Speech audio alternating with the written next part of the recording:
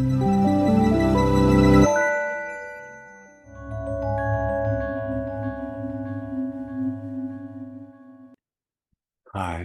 I'm Ben Graham. Welcome to the Global Economy. Today we're talking about migration. And this will be the first of two lectures on this topic, right? And the first one, we're really going to be sort of talking about economic nuts and bolts, talking about migration as the movement of a factor of production across borders, and thinking about kind of just the real economic costs and benefits for different groups, right? And then in the second lecture, we're going to be talking about really kind of the more historical stuff, more cultural and political factors. So we'll kind of get more into the weeds in that direction in the second lecture. So far in the course, we've talked a lot about trade, right? So we've talked about comparative advantage and how a country's endowment of land, labor, and capital shapes what they're best at producing. And then you produce these goods and services and you send them to trade with other countries, right? But we can also, before we produce the goods and services, move those factors of production across borders. Land can't move, right? That's stuck in place. But we talked in our foreign investment section about moving financial capital across borders, right? And that actually flows pretty easily. And today we're going to be talking about moving labor across borders. But migration is quite a bit more complicated than foreign investment, because when you move labor, you move a whole human being, right? And so even in the factor of production story, you're moving both labor and human capital, right? We're moving their skills, their knowledge, their relationships are all kind of coming with them. And then obviously human beings are a lot more complicated than just the factors of production they represent as well. And kind of a puzzle to sort of start thinking about, right, is why is it that financial capital flows really quite easily across borders, while it is phenomenally hard to move from one country to another if you're a human being, right? So if you are an individual who wants to leave a poor country and go make your fortune and make your life in a wealthier, safer place, that's really, really hard to do. The restrictions on getting a green card into the United States or into Western Europe or South Korea or Japan, like, this is hard to do. And most people who want to emigrate are not able to. So today, though, how we're going to structure today is we're going to look at the costs and benefits for the folks who are moving across borders in terms of their lifetime expected earnings. We're going to look at the economic effects on migrant-sending countries and the economic effects on migrant-receiving countries. And we'll keep a fairly narrow economic lens today and really broaden the scope to think more about cultural and political and historical issues in our second lecture on this. So we can actually start thinking about like this simple matching story about like why people moving across borders might make the people who are moving better off, right? Where different people like different things. And I have different preferences over the weather I like and the type of public policy. Like, do I like high taxes and lots of government services, or low taxes and fewer government services, right? Like, different people have different preferences about the kind of places they want to live. And different countries have different things to offer. So wouldn't it be so nice and so efficient if people can move from place to place and go live in a place that matches their preferences, in the same way that, living in Southern California is quite different than living where I grew up in a small town in Idaho. And some people really like small towns, and some people really like big cities, and some people like places with very conservative politics or very liberal politics. And you can move from state to state in the United States very easily, with some frictions. It's not super simple. But you can move from place to place and find a good match. So, hey, wouldn't it be efficient if we could do this between countries as well?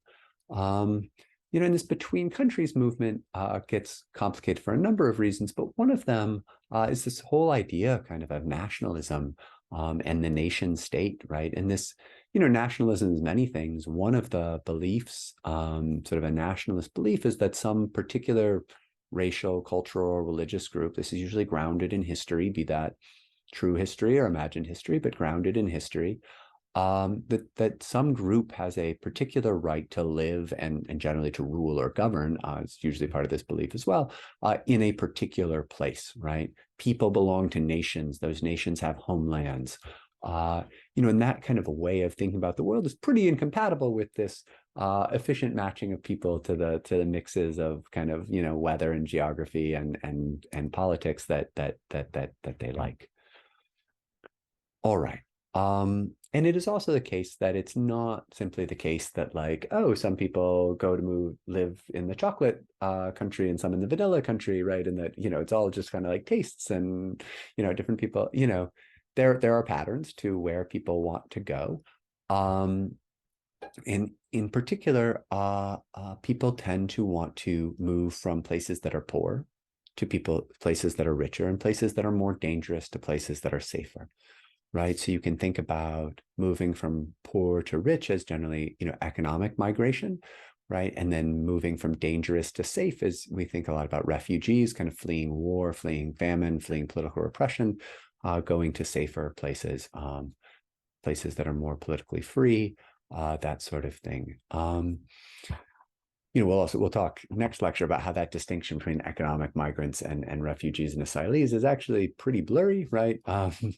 That just how bad does an economic crisis have to be before the people fleeing that economic crisis are refugees as opposed to simply economic migrants, right? Okay. Let's talk a little bit about kind of the framework I promised, and whether immigration is good economically for the folks who migrate, or kind of how we think about those economic stakes. And what I want to a way to set this up is to think about what are called wage ratios, which sort of compare what are my predicted lifetime earnings if I stay put in this country as opposed to if I move somewhere else. And so we can take somebody with a particular kind of demographic profile and predict their earnings if I stay or if I go, right? So let's take a 35, and I apologize, these numbers are a few years out of date, but let's take a 35-year-old male with 9 years of education in Peru contemplating a move to the United States. The predicted income for that person, if they stay put in Peru, $55,000 per year. And this is purchasing power parity adjusted. So that's actually, that number's bumped up by the fact that dollars go farther in Peru. Their nominal wage would be lower. And the predicted wage in the United States, $21,000, right? So a ratio of 3.8, right? So making almost 4 times as much money in your lifetime if you manage to immigrate than if you stay put, right? So the economic stakes here are high. And if you're coming from a particularly economically depressed place, if you're coming from Haiti to the United States, the ratio is closer to 8 to 1. Like, it's just mind-boggling, like the economic stakes for migrants, right? So a lot of folks around the world can make themselves much better off economically if they can move from a poor country to a rich country, right? And this goes to sort of something we keep circling back to, which is that if you want to predict whether an individual is going to grow up to be wealthy or grow up to be poor, a lot of that is what side of the border are they born on? If you are born in a wealthy country, you're fairly likely to be relatively wealthy in sort of a global comparative sense. And if you are born in a poor country, you are quite likely to be poor as an individual in your life, right?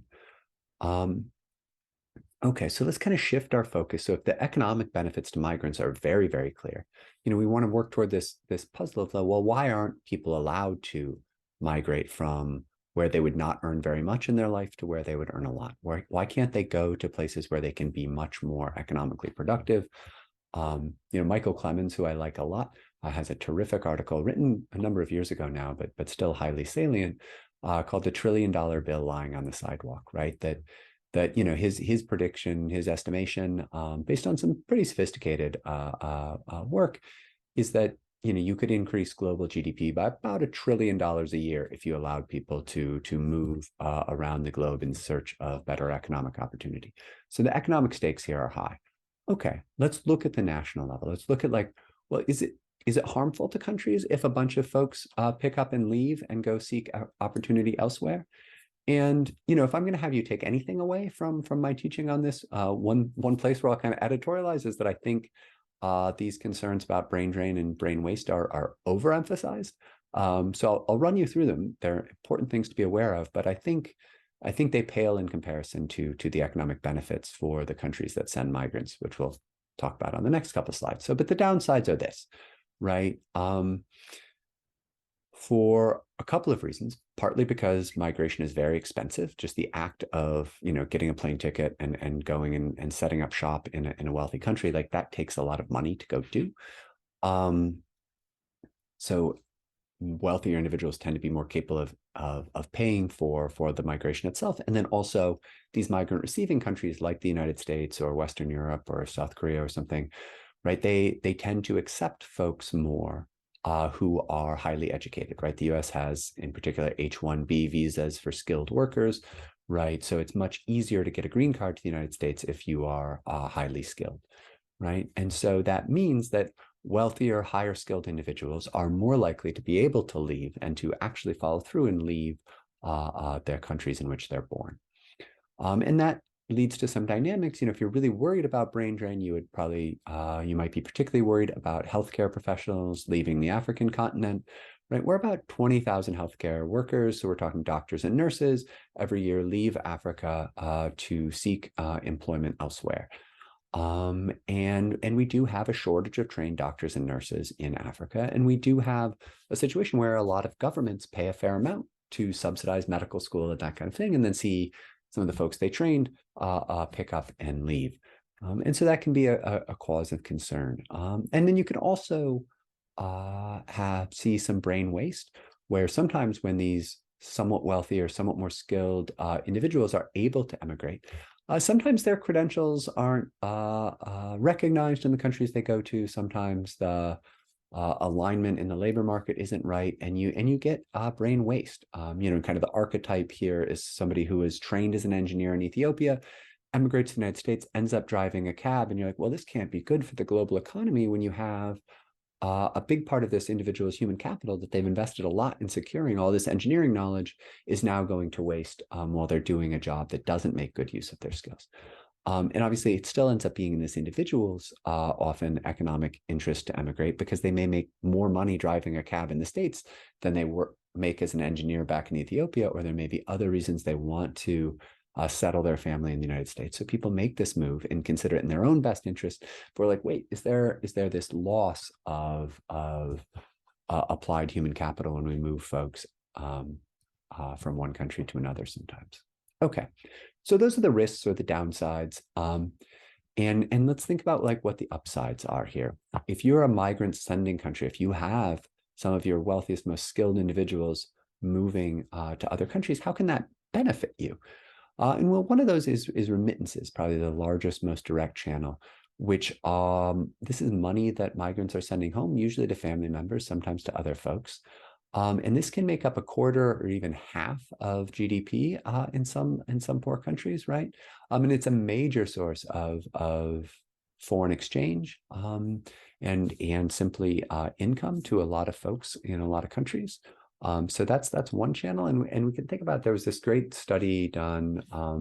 The Canadian Medical Association surveyed all of their members, and they found that the average doctor who was working in Canada, who'd been trained in Nigeria, was sending $7,000 a year back to family members in Nigeria.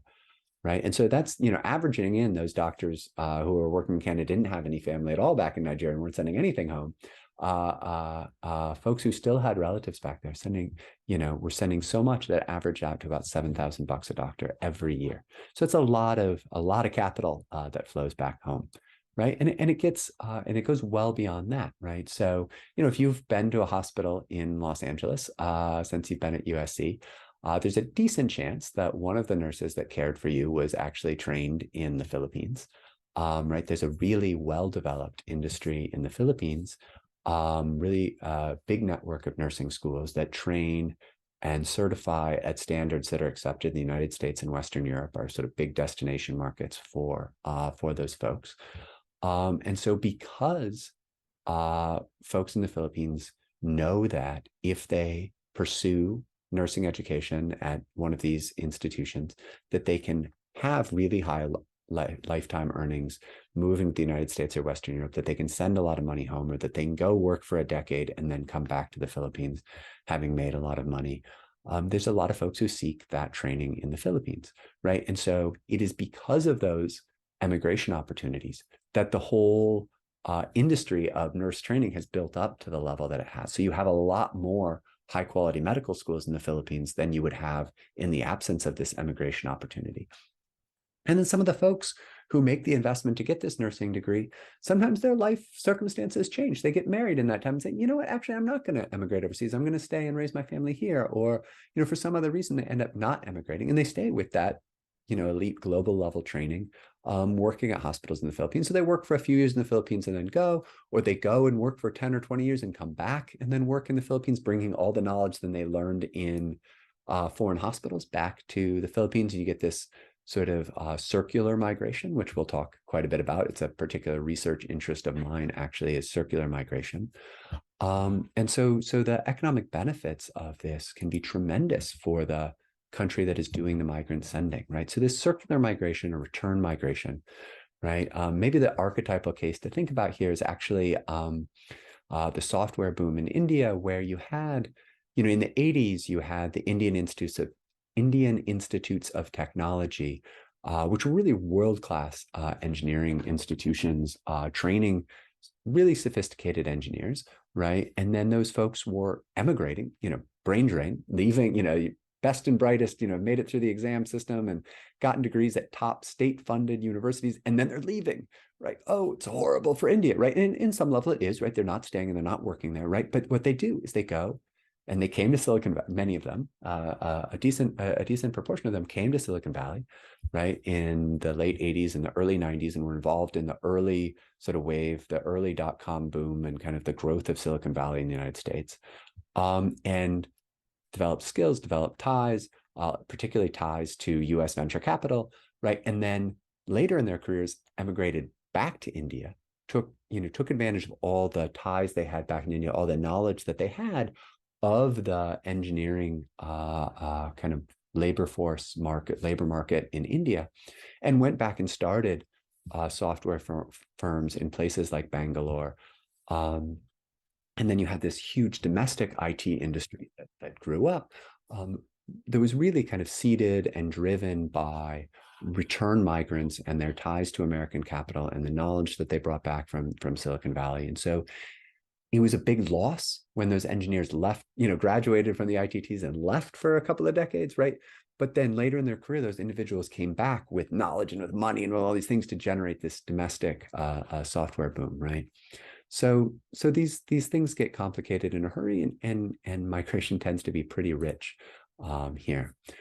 So let's talk then about migrant receiving countries. Right. So generally speaking, migrant sending countries, there may be concerns about brain drain and some of these things, but migrant sending countries tend not to limit people's ability to emigrate. We get some countries that do, North Korea, Russia currently, right? Are places that will restrict people's ability to emigrate. But generally, people are free to emigrate, but they are not free to immigrate, right? That there are restrictions in those migrant receiving countries. So most migrant receiving countries, most sort of like high frequency destination countries that lots of people want to go to, really restrict the number of people they allow in. But what are the economic upsides that countries are missing out on or partially missing out on when they restrict immigration? Well, one way to sort of start thinking about it is that the state tends to, the government tends to spend money on you at two primary times in your life. When you're a kid, public education, and we subsidize healthcare for children. We do a lot of things. State spends a lot of money on kids. And states tend to spend a lot of money on retirees as well. In the U.S., we call it Social Security, but various forms of public pension and public health care for the elderly are pretty common features globally, right? And in between those times, after you graduate from public education and before you retire, those are the years where you tend to be paying more in taxes than you're consuming in services. So when you're a kid, you're consuming more in services than you pay in taxes. When you're retired, you're consuming more in government services than you're paying in taxes. And in between, you do the reverse. Well, migrants, we just talked about, somebody who grows up in the Philippines, gets a nursing degree there, emigrates to the United States, works in a hospital in LA for 20 years, and then moves back to the Philippines and retires. That's a human being who pays a lot more in US income taxes than they consume in US public services, right? They didn't go to school here as a kid, right? They aren't like staying, and taking advantage of Medicare when they are old, right? And so it's a pretty good fiscal deal for the state.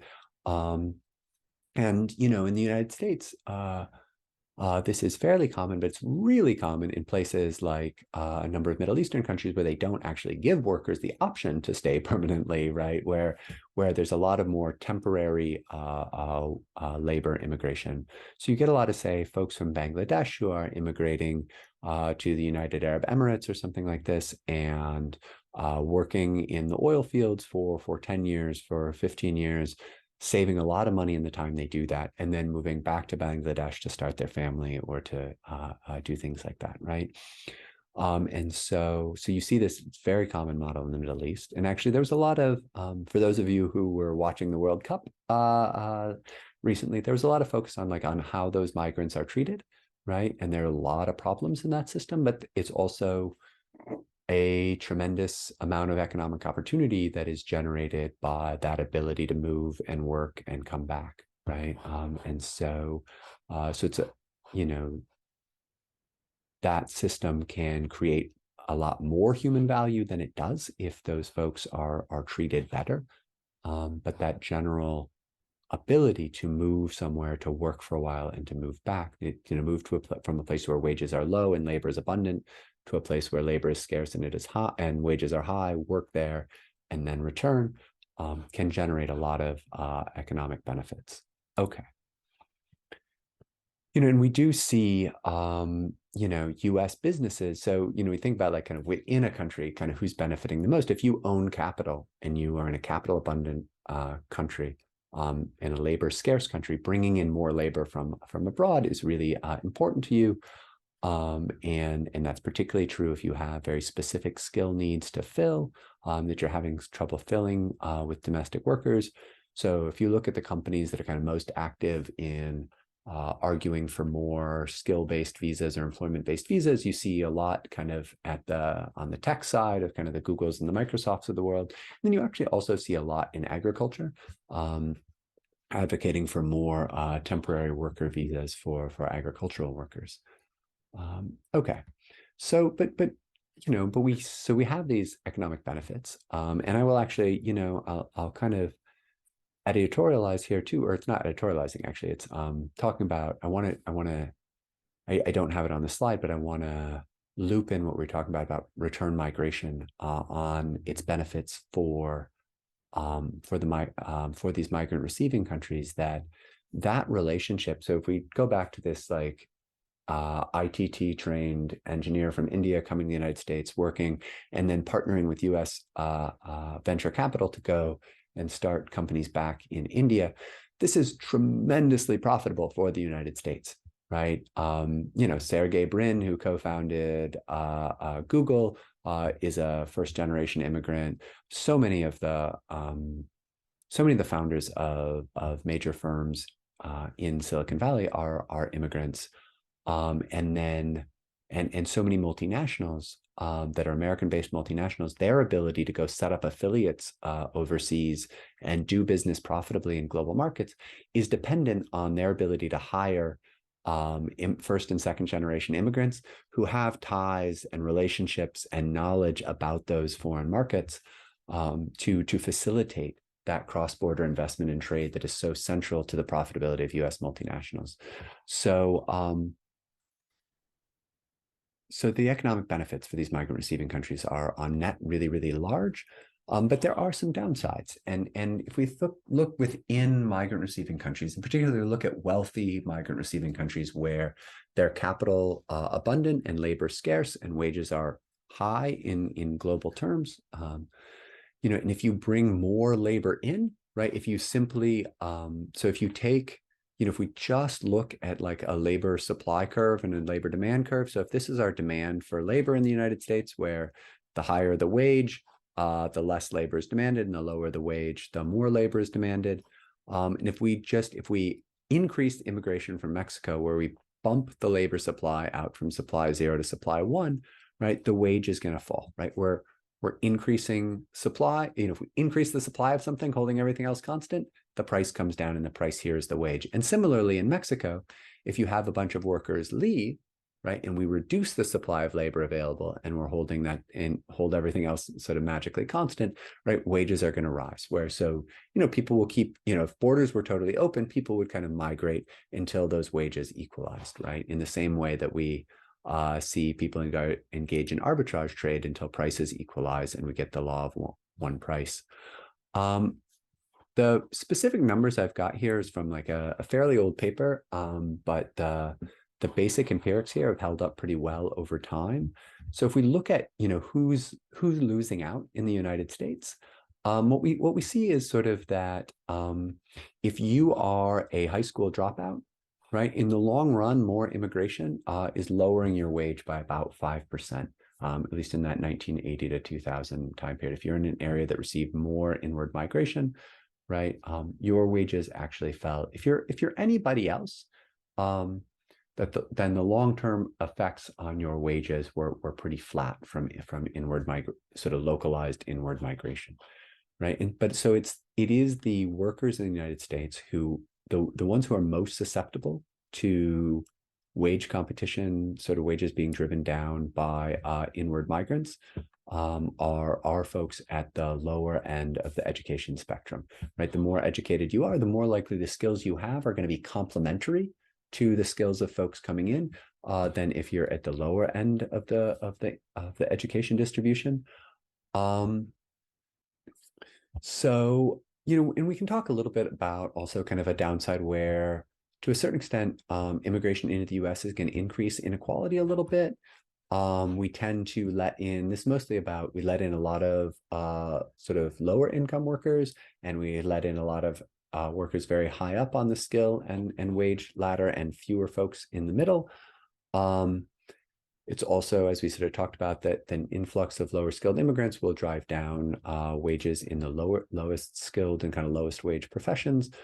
But we do have some evidence that migrants and non-migrants aren't perfect substitutes, even at the same skill level.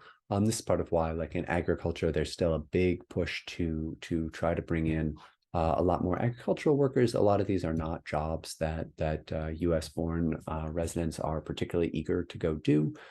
And so net, if we look at that 1980 to 2000 period, inward immigration accounts for maybe 5% of the increase in inequality in the U.S. during the time period. So yes, okay, this drives up inequality a little bit, but probably not a ton. But if we're tracking this, if we're looking at some negative effects on wages at the lowest folks with the least education, and then we try to look at like what groups in the US tend to oppose immigration politically. We try to think about, is some of that less skilled labor in the United States, is it politically powerful? Right now unions are a lot weaker than they have been historically, right? So we can kind of wrestle with and we will be wrestling with kind of in this next lecture, kind of how the differential impacts of immigration on people's economic prospects, kind of how that shapes the politics of immigration in migrant receiving countries, and kind of who supports more versus less inward immigration.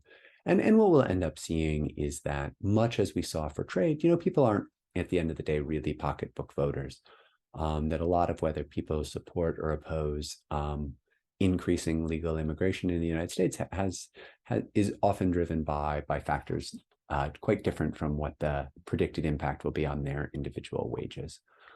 Before we wrap this session, what I want to close with is sort of like just some basic descriptive statistics on how immigration works in the United States. Like, how do you get a green card? How do you get a legal permanent residency permit and a path to citizenship in the United States? So we'll talk more about the history of this in the next lecture. But we've got 3 historical principles here: reunifying families, admitting immigrants with valuable skills, and protecting refugees. Those are kind of the principles. So how does that break down in numbers? We give out about a little over 1 million green cards a year in the United States. COVID, it's been a little bit fluctuating.